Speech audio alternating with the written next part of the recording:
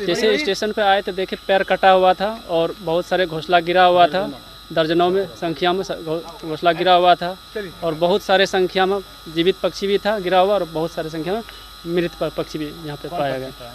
पक्षी था पनडुब्बी था, पक्षी हम लोग बोलते हैं पनडुब्बी वो था। लेकिन यहाँ पे रेलवे का सबसे बड़ी लापरवाही है, जो ये नज़र के सामने शिक्षित हो करके रेलवे साहब के इंस्पेक्टर एक पद होता है, उनके द्वारा बोला जा रहा है कि पक्षी को हटाएंगे, तो बहुत गलत है, नाइंसाफ़ी है। हम लोग इस पर कार्रवाई करेंगे, जो भी हैं लिखित में देंगे। रेलवे द्वारा पेड़ काटने की कोई सूचना पहले से कोई सूचना नहीं दिया गया है। पहले से रेलवे द्वारा कोई सूचना नहीं दिया गया है, ये बिल्कुल गलत है। रेलवे के द्वारा जो ये कर रहा है बिल्कुल गलत है। वन विभाग क्या करेगी? वन विभाग इस पर जांच करके इस पर कार्रवाई करेगी। किस तरह? क्या बोले? किस तरह की कार्रवाई होगी? कार्रवाई अगर यदि एक्यूरेट मिल जाएगा, नाम किसने ये किया है उस पर उसको जेल भी किया जाएगा, कानूनी सलाह लेकर के इसको जेल किया जाएगा। क्या नाम है? मेरा नाम रोशन कुमार बंडक्षी, रंगरा उप परिषद पदस्थ। वृक्ष काटा गया, क्या कुछ उसमें मामला है?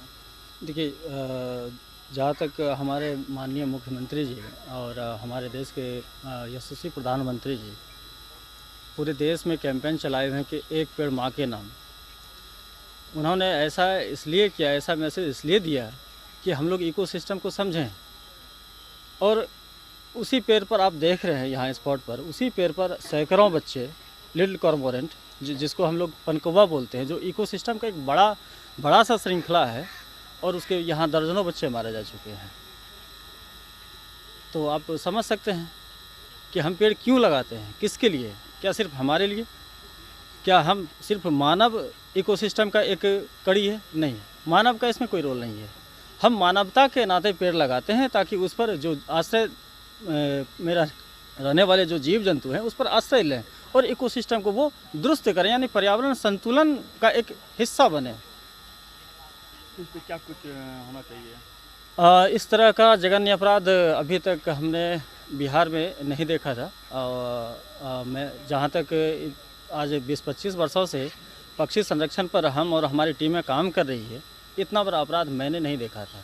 और विभाग के द्वारा या पर्यावरण मंत्रालय के द्वारा मैं AWC का कोऑर्डिनेटर भी हूँ, और हमारा काम ये होता है कि जो झीलें हैं, जो वेटलैंड है हमारे बिहार में, उसमें कितने पक्षी हैं और कितने स्थानीय हैं, कौन से माइग्रेशन करके हमारे देश में आ रहे हैं, उनकी एक सूची बनाना है और वो सरकार को हम रिपोर्ट करते हैं। इससे ये पता चलता है कि हमारे राज्य में, हमारे देश में पर्यावरण कितनी संतुलित है और पक्षियों का हमारे यहाँ कितनी संख्या है, और पक्षी हमारे स्वस्थ पर्यावरण का संकेतक है।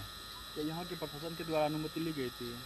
ये तो हम नहीं बता सकते हैं, ये विभाग बता सकती है ये क्या मामला है, और ये दोनों विभाग की बात है जी। क्या होनी चाहिए कार्रवाई इस पर? कार्रवाई जब कोई भी किसी भी मामले में अगर कोई जघन्य अपराध करता है तो उसको सज़ा मिलनी चाहिए, और ख़ास करके पक्षियों के मामले में, जहाँ हम लोग एक तरह से क्लाइमेट चेंज से हम लोग जूझ रहे हैं। अभी पूरा दुनिया क्लाइमेट चेंज से जूझ रहा है, और वैसे स्थिति में अगर हम किसी एक भी पक्षी को मारते हैं तो ये इसका इफ़ेक्ट पूरे ग्लोबल स्तर पर पड़ता है, पूरा इंटरनेशनल मामला है। तो आप इस हिसाब से आकलन कर सकते हैं यह कितना बड़ा अपराध है। क्या नाम है? ज्ञानचंद ज्ञानी, पक्षी विशेषज्ञ, बिहार। स्टेशन पे एक पाखर का पेड़ कट गया, उसमें कई पक्षी गिर गए, घोंसला बना हुआ। क्या कुछ कहेंगे इसमें? क्या कहेंगे यार, तो मान लीजिए कि ऑटोमेटिक एथी कर दिया है, तो इसमें तो कोई है अभियुक्त नहीं। अगर अभियुक्त रहता तो उसको गिरफ्तार कर लेते। क्या कोई सूचना दी गई थी? हाँ, सूचना मिला है तब ना आए हैं। नहीं, पेड़ काटने की सूचना दी गई थी? नहीं, कोई सूचना नहीं था। इसमें वन विभाग क्या करेगी कार्रवाई?